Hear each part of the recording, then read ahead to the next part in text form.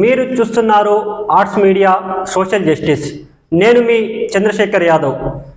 తెలంగాణ రాష్ట్ర ప్రభుత్వం ఇటీవల నిర్వహించినటువంటి గ్రూప్ 1 మెయిన్స్ కానీ గ్రూప్ 2 ఎగ్జామ్స్ కానీ ఈ యొక్క రెండిటి ఫలితాలు మార్చి 10, 2025 సోమవారం రోజున గ్రూప్ 1 మెయిన్స్ ఫలితాలు వెలువడ్డాయి.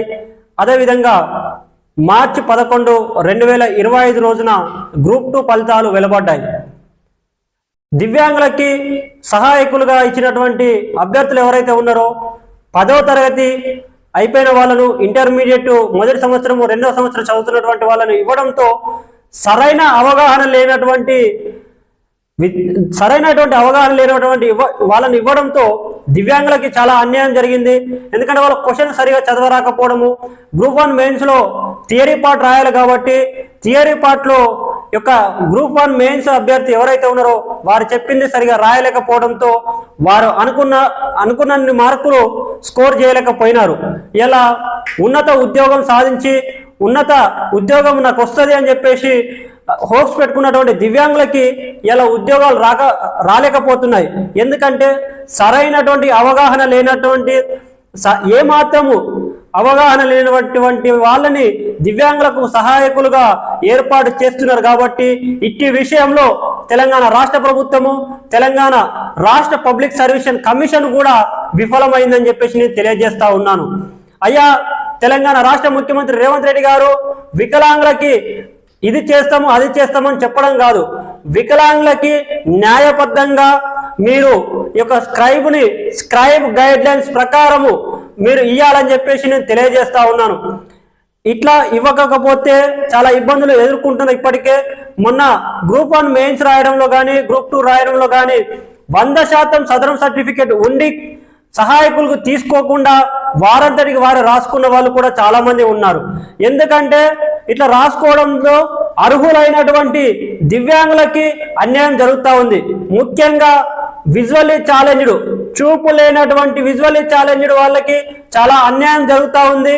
అదేవిధంగా అర్హులైనటువంటి దివ్యాంగులు అయితే ఎవరైతే ఉన్నారో వాళ్ళకి అన్యాయం జరుగుతుంది. కాబట్టి తెలంగాణ రాష్ట్ర పబ్లిక్ సర్వీస్ కమిషన్ ప్రక్షాళన చేసి ఈ యొక్క దివ్యాంగులకి న్యాయం చేయాలి, అర్హులైనటువంటి దివ్యాంగులకు న్యాయం చేయాలని చెప్పేసి తెలంగాణ రాష్ట్ర పబ్లిక్ సర్వీస్ కమిషన్ ని నేను డిమాండ్ చేస్తా ఉన్నాను.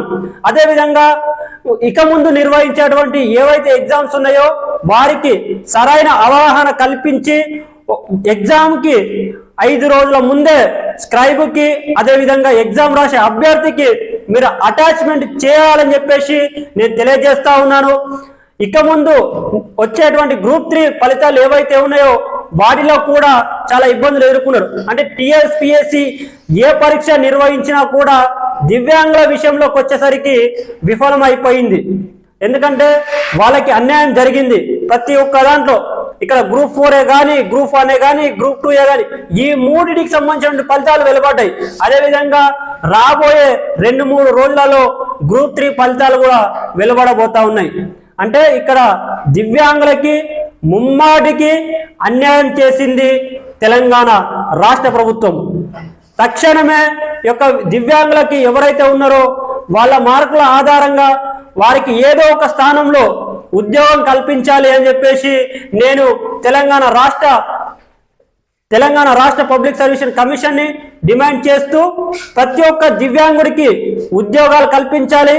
అదేవిధంగా విజువల్లీ ఛాలెంజ్డ్కి, చూపు లేనటువంటి విజువల్లీ ఛాలెంజ్డ్కి మొట్టమొదటి ప్రాధాన్యత ఇవ్వాలని చెప్పేసి ప్రతి ఒక్క దివ్యాంగుడికి ఉద్యోగం ఇచ్చి ఆదుకోవాలని చెప్పేసి న్యాయం చేయాలని చెప్పేసి తెలంగాణ రాష్ట్ర ప్రభుత్వాన్ని, అదేవిధంగా తెలంగాణ రాష్ట్ర పబ్లిక్ సర్వీస్ కమిషన్ ని నేను డిమాండ్ చేస్తా ఉన్నాను. Thank you.